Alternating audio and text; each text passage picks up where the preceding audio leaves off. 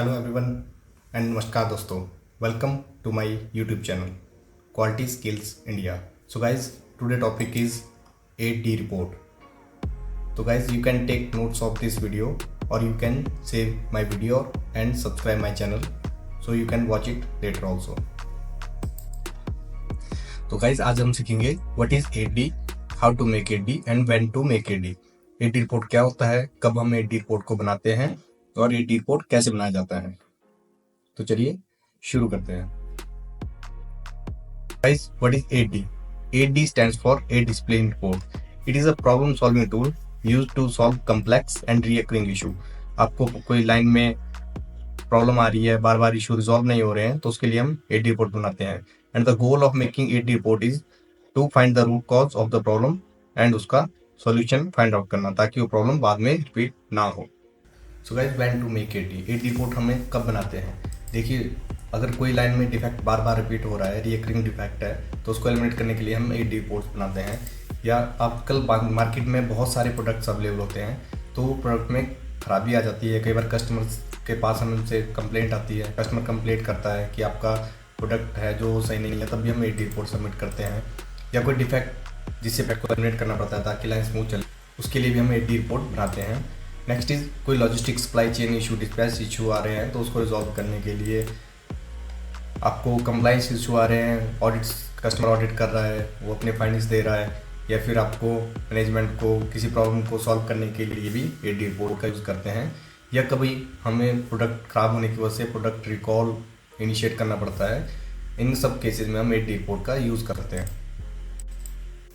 तो गाइज, अब सीखते हैं how to make an 8D report. 8D report बनाने से पहले हम इसके मेन हाईलाइट पॉइंट्स को समझ लेते हैं, ताकि स्टेप वाइज जो मैं नेक्स्ट वीडियोस में आपको समझाऊंगा वो आपको समझ आ जाए। तो 8D रिपोर्ट में D1 होता है describe the team, second one is describe the problem, third one is define the containment action, fourth is to find the root cause of the problem, fifth is making the corrective and preventive action, sixth is implementation of the corrective and preventive action, seventh is to prevent the recurrence, and eighth is congratulations to the team। तो step wise सीखते हैं। So first one is establish the team. तो guys, इस step में हम क्या करते हैं, टीम इस्टेब्लिश करते हैं। आप चाहे तो वीडियो पॉज करके इसको पढ़ के समझ सकते हैं। बट जब भी आप कोई टीम बनाएंगे तो उसके ऑब्जेक्टिव को क्लियरली डिफाइन करें कि प्रॉब्लम स्टेटमेंट क्या है, हमें टीम से क्या एक्सपेक्टेशंस हैं, क्या गाइडलाइंस हैं, डिसीजन मेकिंग कौन करेगा, तो ये सब आपको टीम मेकिंग में ध्यान रखना पड़ेगा। और जब भी कोई टीम बनाए तो इंश्योर करें कि टीम डाइवर्स स्किल हो, जिसमें जो लीडर है वो स्ट्रॉन्ग हो, लीडरशिप स्किल हो उसमें, ताकि वो टीम को अलाइन कर सकें डिफरेंट स्किल्स की टीम्स को। और टीम बहुत बड़ी भी ना हो और ना बहुत कम हो, 5 या 6-7 members is enough. So guys, next is D2 describe the problem. तो आइए इस फेज को समझते हैं D2 में क्या होता है। सो गाइज, D2 में होता है कि कोई भी प्रॉब्लम है उसको हमें डिस्क्राइब करना है कि हमें क्या प्रॉब्लम मिली है। जैसे कि कोई प्रोडक्शन लाइन चल रही है और उसमें आपको रिजेक्शन मिल रही है विच इज़ मोर एज 15%। सो इसमें हम प्रॉब्लम डिटेल्स को समझते हैं प्रॉपरली। इसमें भी डिफाइन कर सकते हैं that what is happening, defecting part are being produced due to misalignment in the assembly process, where it happening, ये कहाँ पे हो रही है problem, the issue is occurring on the production line A station number 3 पे, when it is happening, the production started on occur during peak production hours, who is impacted, customer, how big is the problem, defect rate increase from 2% to 15%, supporting evidence, इसमें आप data attach कर सकते हैं। तो दोस्तों, इसमें हम कहना क्या चाहते हैं कि डिस्क्राइब द प्रॉब्लम में आपको प्रॉब्लम क्लियरली डिफाइन करनी है दैट व्हाट इज हैपनिंग, कहाँ पे क्या प्रॉब्लम हुई है, कहाँ पे हुई है, उसका क्या इम्पैक्ट है, how big is the problem, ताकि हम प्रॉब्लम को समझ सकें, क्लियरली टीम को बता सकें और उस पर सॉल्यूशन फाइंड आउट कर सकें, तभी हम प्रॉब्लम को एलिमिनेट कर पाएंगे। तो गाइस, थर्ड है कंटेनमेंट एक्शन। तो हम कंटेनमेंट एक्शन में अफेक्टेड एरियाज फाइंड आउट करते हैं कि कहाँ पे प्रॉब्लम आई है और उस पर हमें क्या वर्क करना है ताकि उसको हम टेम्पररी रिजॉल्व कर सके। जैसे कि अगर आपको कोई प्रोडक्ट ख़राब मिल गया तो आप उसको मटेरियल को क्वारंटाइन कर सकते हैं ताकि वो के मटेरियल में मिक्सअप ना हो। उसकी इंस्पेक्शन करेंगे, उसकी शॉर्टिंग करेंगे ताकि वो एलिमिनेट हो जाए। रिवर्क कर सकते हैं आप उस पर, जिससे कि मटेरियल यूज करने के लिए काम आ सकता है। Next is communication to all the stakeholder. ये बहुत इंपॉर्टेंट पार्ट है। अगर आपको कोई प्रॉब्लम मिल रही है, अगर आपको ही पता है प्रॉब्लम के बारे में, तो उसका आप रिजॉल्व अच्छे से नहीं कर पाएंगे और टीम अगर अवेयर नहीं होगी तो प्रॉब्लम जनरेट होता रहेगा। इसलिए आपको कम्युनिकेट करना है properly to all the concern team कि हमें क्या प्रॉब्लम मिल रही है और क्या इशू मिल रहा है। Next is monitoring the effectiveness. उसको ट्रैक कीजिए कि अगर हमने कोई डिफेक्ट है, उसको अगर आपने रिपेयर कर दिया तो क्या वो प्रॉपर्ली रिपेयर होकर यूज़ करने लायक है या नहीं है। तो आपको सब कुछ ट्रैक करना है। आइए इसको एक एग्जाम्पल से समझते हैं कि आपको कोई बीरिंग है वो ख़राब मिल रहे हैं, तो आपने उसको बीरिंग के ख़राब बैच को यूज़ करना बंद कर दिया है। इसको वेंडर से जो स्टॉक है उसको हम चेक करेंगे कि वो सही है या नहीं है। उसके बाद हम उसके लिए कोई अल्टरनेट बैच यूज़ कर सकते हैं प्रोडक्शन के लिए, अगर वो सही होगा बैच, और उसको हम सप्लायर को नोटिफाई करेंगे कि आपके इस मटेरियल में हमें प्रॉब्लम मिली है और इसको हमें आप इसकी रूट कॉज फाइंड आउट करके इन्वेस्टिगेट करके हमें बताइए। So next step is root cause analysis. Guys, ये स्टेप बहुत इंपॉर्टेंट है आपको प्रॉब्लम को प्रॉपरली रिमूव करने के लिए और प्रिवेंट करने के लिए। अगर आप root cause properly find out करेंगे तभी आप उस पर एक्शन ले पाएंगे और उसको प्रिवेंट कर पाएंगे ताकि वो प्रॉब्लम दोबारा जनरेट ना हो। तो आइए इसको थोड़ा डिटेल में समझते हैं। So define the problem clearly. What is happening, where it happening, when it started, how frequently it occur and who is affected. इसका मैंने आपको लास्ट स्टेप में एग्जाम्पल से बताया भी था, right. Use root cause analysis tool. इसमें आप वेरियस टूल्स का यूज़ कर सकते हैं प्रॉब्लम को रूट कॉज के लिए, जैसे कि 5 एनालिसिस आप यूज़ कर सकते हैं, फिशबोन इशिकावा डायग्राम को यूज़ कर सकते हैं, 6M मेथडोलॉजी का यूज़ करते हैं, man machine material method measurement and environment. Pareto analysis work करता है 80-20 प्रिंसिपल पे। 80% of the problem is due to 20% of the main reasons, right. Next is differentiate between root cause and symptom. ये जानना बहुत ज़रूरी है कि सिम्टम क्या है और उसका रूट कॉज क्या है। अगर मैं एग्जांपल दूं कि कोई डिफेक्ट है जो कि फाइनल प्रोडक्ट में बार बार आ रहा है, तो वो तो हो गया symptom. And root cause is कि मशीन में मिस अलाइनमेंट है जिसकी वजह से डिफेक्ट बार बार आ रहा है। नेक्स्ट इज रूट कॉज को वैलिडेट करो। देखिए, मल्टीपल आपके प्रोबेबल कॉज हो सकते हैं किसी प्रॉब्लम के, बट आपको वैलिडेट करना है कि कौन सा जो मेन रीज़न है उसकी वजह से हमें प्रॉब्लम मिल रही है, right. So example of a root cause by 5 method. हम 5 एनालिसिस करके एक एग्जांपल है, जैसे कि कस्टमर को ब्रोकन ग्लास रिसीव हो रहे हैं जब उसको मटेरियल वो चेक कर रहा है शिपमेंट में। सो इसको हम 5 में कैसे करेंगे। Why were bottle is broken. Bottle broken क्यों थी? क्योंकि poor design of the packaging. अब पैकेजिंग का डिज़ाइन पुअर क्यों था? क्योंकि इनकरेक्ट मटेरियल यूज़ किया गया था। तो इनकरेक्ट मटेरियल क्यों यूज़ किया उसने? ताकि उसने कॉस्ट कटिंग के लिए सप्लायर ने बिना अप्रूवल के ही मटेरियल चेंज कर दिया, और जो कि लो ग्रेड मटेरियल था और जिसकी वजह से क्वालिटी उसकी सही नहीं थी और वो ग्लास की बॉटल टूटने लगी। So no quality control place. अगर उन्होंने चेंज कंट्रोल प्रोसेस को इनिशिएट किया होता, उन्होंने प्रॉपर उसकी टेस्टिंग करी होती कि ये जो हमने लो ग्रेड का मटेरियल ले रहे हैं या सस्ता मटेरियल ले रहे हैं वो सही है या नहीं, तो वो ज़्यादा बेटर रिजल्ट दे पाते और उसको रिजेक्शन नहीं मिलती। सो next is permanent corrective actions. आप चाहें तो इनको स्क्रीन को पॉज करके पढ़ के समझ सकते हैं थॉरली। इसमें मैंने प्रॉपर्ली इसको एक्सप्लेन किया है। So next is eliminating the root cause. तो गाइज, आपको अब रूट कॉज पता लग गया, अब आप उसको ख़त्म करना है जड़ से। क्या कर सकते हैं, ये एक स्ट्रेटजी मैंने आपको बताई है कि आप सबसे बेस्ट फिक्स चूज़ कीजिए। लाइक आप ब्रेनस्टॉर्मिंग करिए पॉसिबल सॉल्यूशन को, उसमें से उन पर वर्क कीजिए ताकि वो प्रॉब्लम फिर ख़त्म हो जाए। आप FME यूज़ कर सकते हैं। तो इसका एक एग्जांपल दूं मैं, तो अगर कोई मशीन का पार्ट है वो बार बार फेल हो रहा है ओवर हीटिंग की वजह से, तो उस पार्ट को आप सिर्फ ऐसा ना कीजिए कि वो कूल डाउन हो जाए। जैसे कि गाड़ी का इंजन है वो गर्म हो रहा है, तो ऐसा मत देखिए कि वो ठंडा हो जाए। अभी कंपनीज न्यू प्रोडक्ट डेवलप करती रहती है तो प्रॉपर उसकी टेस्टिंग करती है, न्यू न्यू चीज़ें इनिशिएट करती है, वो इसीलिए करती है ताकि वो उन प्रॉब्लम्स को परमानेंटली क्लोज कर सकें।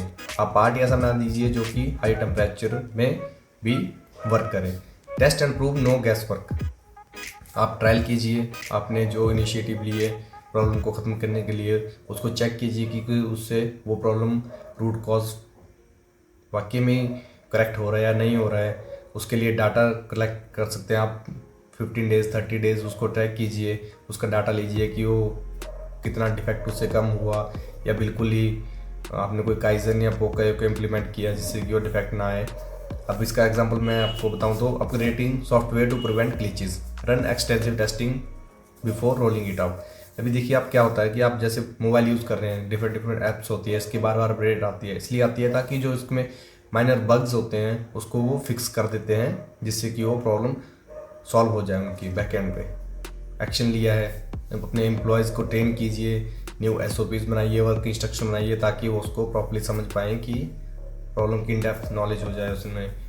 भी आपने एक्शन लिए उनकी सक्सेस जरूर चेक करें कि रूट कॉज एलिमिनेट प्रॉपर्ली हुआ है या नहीं हुआ है, प्रोसेस आपकी अपडेट हुई है, और जो भी आपकी टीम्स है उनको प्रॉब्लम के बारे में प्रॉपर्ली नॉलेज हो गई है या नहीं, ताकि वो डिफेक्ट दोबारा अराइज ना हो।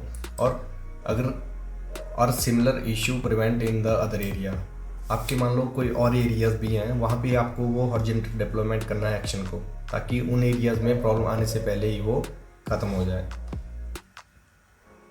और हमारा मिशन कंप्लीट हो जाए, जो है एक स्ट्रॉन्गर और एक रिलायबल सिस्टम को बनाना। So guys, D6 is implementation and validation of corrective actions. तो इसमें हम जो भी हमने एक्शन प्लान बनाया है या जो भी एक्शन लिए हैं प्रॉब्लम को सॉल्व करने के लिए, रूट कॉज पे जो वर्क किया है, उन एक्शन को हम वैलिडेट करते हैं कि वो एक्शन हमारे कंप्लीट हो गए हैं या इन प्रोग्रेस में है। कुछ शॉर्ट टर्म एक्शन होते हैं, कुछ टाइम टेकिंग एक्टिविटीज़ होती है, तो हम वैलिडेट करते हैं कि जो भी हमने एक्शन लिए हैं उनका क्या स्टेटस है और उनका इम्प्लीमेंटेशन से क्या इफेक्ट पड़ा है, तो हम उसको मेज़र करते हैं। Next is preventive recurrence. So guys, इस स्टेप में हम जो भी प्रॉब्लम होती है ताकि वो बार बार रिपीट ना हो, जब हमने जो भी हमने किसी एक्शन को एलिमिनेट करने के लिए जो भी एक्शन लिए, तो हम उसमें दोबारा वो प्रॉब्लम जनरेट ना हो, उसकी रिकरेंस पे जो हम वर्क करते हैं। मान लीजिए किसी प्रोसेस में कोई एरर आता है, आपने उसको करेक्ट किया, तो आप किसी दूसरी प्रोसेस में भी उसको हॉरिजॉन्टली डिप्लॉयमेंट करेंगे उन एक्शंस को, ताकि वहाँ पे वो प्रॉब्लम जनरेट ना हो। तो आइए इसे थोड़ा डिटेल में समझते हैं। Number 1 is update process control and procedure. तो आपको क्या करना होगा इसके लिए, जो भी आपने एक्शन लिए, SOPs, वर्क इंस्ट्रक्शन आप अपडेट कर सकते हैं। Second one is improve training and employ awareness. आपके जो भी एम्प्लॉयज़ हैं top to bottom, operators, supervisor, engineers या हाई लेवल पे, उनको आप ट्रेनिंग्स देंगे एंड अवेयर, पूरी टीम अवेयर रहे। Conduct system audit and compliance check. तो आप monthly, quarterly, yearly, every 6 month action plan बना सकते हैं, ऑडिट, एक ऑडिट प्लान जिससे आप as per your system requirement, ताकि जो आपने एक्शन लिए हैं वो फुलफिल हो रहे हैं और जो आपका काम है वो स्टैंडर्ड वे में हो रहा है या नहीं, वो आप चेक कर सकते हैं। Stand design and supplier control. तो अगर आपको कहीं वेंडर के एंड से प्रॉब्लम आ रही है, तो अगर आप वहाँ पे भी अगर उनको प्रोसेस को स्टेबल करेंगे, उन पे जहाँ से जो डिफेक्ट जनरेट हो रहे हैं उन पर वर्क करेंगे, तो कहीं ना कहीं आपको इनकमिंग मटेरियल में भी ओके मटेरियल मिलेगा। Implement automation and error proofing, pokayoke. So pokayoke guys, pokayoke means कि आपने कुछ ऐसा फिक्स कर दिया कि वो प्रॉब्लम जनरेट ही नहीं हुई। तो ये सबसे एक बेस्ट मेथड है किसी भी प्रॉब्लम के रूट कॉज को फाइंड आउट करके उसको एलिमिनेट करने का। Next is monetary effectiveness with data and KPI। तो आप डेली बेसिस पे डाटा को ट्रैक कीजिए कि मान लीजिए मेरे 6 मंथ में 5 कंप्लेंट्स थी, उसके बाद आपने उन पे काम किया, तो नेक्स्ट 6 मंथ वो कंप्लेंट्स 5 में से 1 रहेगी या 2 है, या कैसा है इसका रिजल्ट, वो आप मेज़र कर सकते हैं। तो आइए इसको हम किसी एक एग्जांपल से समझते हैं। हमें एक इशू मिल रहा था, जैसे कि oil leakage in engine assembly due to faulty gasket material. Gasket material heat resistant नहीं था अच्छे से, जिसकी वजह से उसमें प्रॉब्लम आ रही थी। तो उसके लिए जो भी एक्शन लिया गया, जैसे कि high temperature resistant gasket material selected और असेंबली प्रोसेस को इम्प्रूव किया, इंक्लूडिंग टॉर्क वेरिफिकेशन स्टेप, ताकि उससे हमें फॉल्टी गैस्केट ना मिले। प्रिवेंटिव एक्शंस, रिस्क ऐड किए, supplier agreement to ensure correct material quality, training दी गई, मंथली ऑडिट किए गए और पोका का system to detect improper gasket installation. तो दोस्तों ये सब स्टेप्स लिए गए जिससे कि ताकि वो फिर से प्रॉब्लम जनरेट ना हो। 0 recurrence of oil leak after 6 month.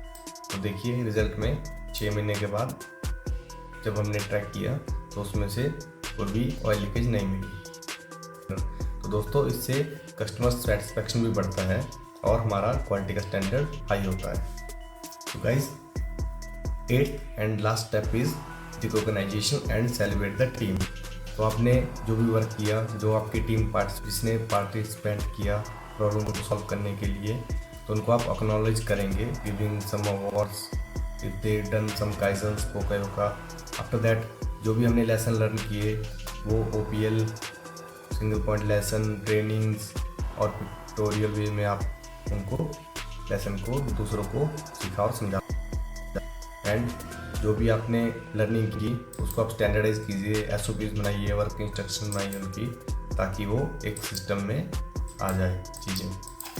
SOPs work instruction बनाई है उनको स्टैंडर्डाइज करें और अपने सिस्टम में इंक्लूड करें एंड कंटिन्यूस इसको मॉनिटरिंग करते हैं, ताकि आप श्योर हो जाएं कि जो आपने एक्शन लिए उससे प्रॉब्लम 100% ठीक हो गई है। तो गाइज चलिए शुरू करते हैं and let's make a CAPA. Okay, तो गाइज ये सिमिलर होगा डिफरेंट कंपनीज या डिफरेंट ऑर्गेनाइजेशन में अलग अलग फॉर्मेट हो सकते हैं, but the concept is the same. तो चलिए कापा शुरू करते हैं। सो गाइज जैसा कि आप देख रहे हैं ये किसी XYZ कंपनी का नाम है और ये उसकी 8D रिपोर्ट है। तो पहले कस्टमर नेम में हम डालेंगे जिस कस्टमर से हमें कंप्लेंट रिसीव हुई है। ओके, जैसे मैंने यहाँ पे लिखा है X private limited, date of complaint, इसमें आप डालेंगे कि कंप्लेंट जिस दिन आपको कस्टमर से रिसीव हुई है। आफ्टर दैट प्रॉब्लम या प्रोडक्ट डिस्क्रिप्शन, अभी कस्टमर किस प्रोडक्ट के रिगार्डिंग कंप्लेंट कर रहा है उसके बारे में आप डिटेल्स डालेंगे। And customer reference picture if available, अगर कस्टमर ने आपको कोई पिक शेयर की है तो आप उसको डालेंगे। लोशन पंप जिसके बारे में कंप्लेंट में हम एनालिसिस करेंगे, तो इसकी इनवॉइस डिटेल की इंफॉर्मेशन आप प्रोवाइड करिए, कब ये मटेरियल गया था और कितनी क्वांटिटी सप्लाई की गई थी। आफ्टर दैट कि कौन से एरिया से, कंसर्न एरिया से प्रॉब्लम आई है, या आपको मोल्डिंग अगर आप पार्ट बना रहे हैं या असेंबली या फिटमेंट के दौरान उस पर प्रॉब्लम आई है तो आप मेंशन करेंगे। या कई बार होता है सप्लाई चेन से डिस्पैच टाइम पे कोई प्रॉब्लम आती है तो आप डिस्पैच इशू मेंशन कर सकते हैं। In fact detected at customer end, yes ये कस्टमर एंड पे हमें डिफेक्ट मिला है, तभी कस्टमर ने हमें कंप्लेंट भेजी है कि आप इसका कापा बना के दीजिए। क्वांटिटी ऑफ रिजेक्शन, इसमें आप 5 पीस, 10 पीस, 20 पीस, 20,000, 50,000 जितना भी कस्टमर ने रिजेक्ट किया है वो डालेंगे। आफ्टर दैट बैच नंबर, उसका मटेरियल का बैच नंबर क्या था। Next column is complaint category, complaint critical है, मेजर है या माइनर है। तो जैसे जैसे ऑर्गेनाइजेशन ने डिफेक्ट अकॉर्डिंगली बनाए होते हैं कि कौन सा क्रिटिकल है जो हेल्थ सेफ्टी को नुकसान कर सकता है, मेजर जिससे प्रोडक्ट फंक्शनैलिटी में प्रॉब्लम आ रही है, माइनर डिफेक्ट जैसे कुछ माइनर कलर वेरिएशन हल्का, depend upon the customer. Okay, after that तो इसमें हम क्या करेंगे, टीम फॉर्मेशन। तो हमने यहाँ पे टीम के नाम लिख दिए पर्सनस के, फंक्शनल टीम लेंगे डिफरेंट सेक्शन के, जैसे प्रोडक्शन, मेंटेनेंस, क्वालिटी, स्टोर। ठीक है, आफ्टर दैट प्रॉब्लम डिस्क्रिप्शन के लिए आप डिफरेंट टूल को यूज़ कर सकते हैं, जैसे यहाँ पे 5W 1H 5Y 1 हाउ का यूज़ किया है। वट, तो प्रॉब्लम क्या थी कि dip tube length increase from 115 mm to 162 mm, कि इसकी ये जो लेंथ है ये इसकी लेंथ बड़ी हुई मिली है कस्टमर को, जिसकी वजह से उसने मटेरियल रिजेक्ट कर दिया। तो आइए where in assembly lotion pump area.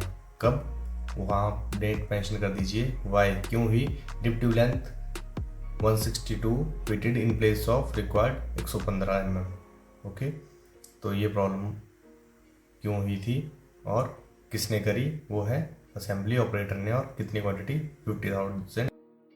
अब इंट्रीन कंटेनमेंट एक्शन, इनमें अगर आप मटेरियल को होल्ड भी कर सकते हैं, सेग्रीगेशन कर सकते हैं। अभी मान लीजिए 50,000 कस्टमर रिजेक्ट कर दिया और इसमें से कुछ पीसेस अगर करेक्ट होंगे तो आप उसको ओके में कस्टमर को रिक्वेस्ट करके दे सकते हैं। जैसे 50,000 में 40,000 मान लो मटेरियल ओके है। 4 is root cause analysis and escape point. तो जब हमने चेक किया कि इसकी लेंथ लोशन पंप की क्यों बढ़ के कस्टमर को मिली, तो ऑकरेंस की क्यों, रीज़न क्या था इसके होने का। Assembly done as per previous running lot, जैसा लॉट पहले चल रहा था वैसे ही लॉट उन्होंने नया बना के दे दिया। Detection, specification sheet was not referred by QA team for verifying dip tube length. अब मान लो ये कस्टमर ने नए लॉट में मटेरियल मांगा होगा कि इसकी मुझे दीजिए। ओके, तो अभी अगर स्पेसिफिकेशन चेंज नहीं करी होगी तब भी वो प्रॉब्लम जा सकती है। वो पुराने लॉट के अकॉर्डिंग काटेंगे और प्रॉब्लम चली जाएगी। System line clearance SOP not followed. अब लाइन क्लियरेंस प्रॉपर्ली फॉलो नहीं किया, कुछ मटेरियल अलग लेंथ का काट दिया, कुछ की डिप्टिव अलग लेंथ में काट दी। तो जब हमने इस पर करेक्टिव एंड प्रिवेंटिव एक्शन लेते हैं, तो जैसे हमने स्टेप लिया कि इसमें control copy of product specification sheet displayed on the machine कर दी। Established procedure for counter verification of specification sheet with first part approval. ठीक है, फर्स्ट पार्ट अप्रूवल होता है जब कोई प्रोसेस स्टार्ट होती है तो पहले उसे क्वालिटी पर्सन चेक करता है कि वो प्रोडक्ट ओके है या नहीं है। तो अगर वो प्रोडक्ट ओके है तो हम रेफरेंस के तौर पे उसको मशीन पे लगा सकते हैं ताकि कोई ऑपरेटर उसको देख सके, राइट। सो उसके लिए भी हमने प्रोसीजर बना दिया। और training to the line leader and line QC inspector on the line clearance SOP and first part approval. हमने सबको ट्रेनिंग भी दे दी और अवेयरनेस भी दे दी कि ये प्रॉब्लम को आप ध्यान में रखिए और अकॉर्डिंगली वर्क कीजिए। अब नेक्स्ट में D6 में हमने इनको वैलिडेट किया, तो कि क्या वो कंट्रोल कॉपी वहाँ पे लगी है या नहीं है। Establish procedure for counter verification of specification sheet with first part approval. तो हमने चेक ऐड ऑन कर दिए कि वो प्रॉब्लम बाद में फिर से रिपीट ना हो। इम्पैक्ट असेसमेंट, इसका कोई नेगेटिव इम्पैक्ट नहीं है। एंड हॉरिजॉन्टल डिप्लॉयमेंट, तो इसमें अगर आपको लगता है कि कोई और भी प्रोडक्ट चल रहा है जिसकी स्पेसिफिकेशन वहाँ पे अवेलेबल नहीं है तो आप उनको वहाँ पे प्रोवाइड कराएंगे और उसको हॉरिजॉन्टल डिप्लॉयमेंट करेंगे ताकि उस प्रोडक्ट में किसी दूसरे प्रोडक्ट में वो प्रॉब्लम जनरेट होने से पहले ही ख़त्म हो जाए। उसके बाद इसकी आप लर्निंग्स जो भी OPL और सिंगल पॉइंट लेसन होंगे वो आप टीम के साथ इसकी जो भी लर्निंग होगी वो आप करेंगे एंड कापा साइन ऑफ करके कस्टमर को सबमिट कर देंगे। तो गाइस ये रहा एक कापा का एग्जांपल। अगर आपको ये फाइल डाउनलोड करनी है और कापा खुद बनाना है, प्रैक्टिस करना है, तो आप इसको मेरे लिंक से दिए हुए लिंक से डाउनलोड कर सकते हैं। गाइस होप आपने इस वीडियो में कुछ लर्निंग्स ली जो आपको फ्यूचर में काम आएगी। Thanks for watching.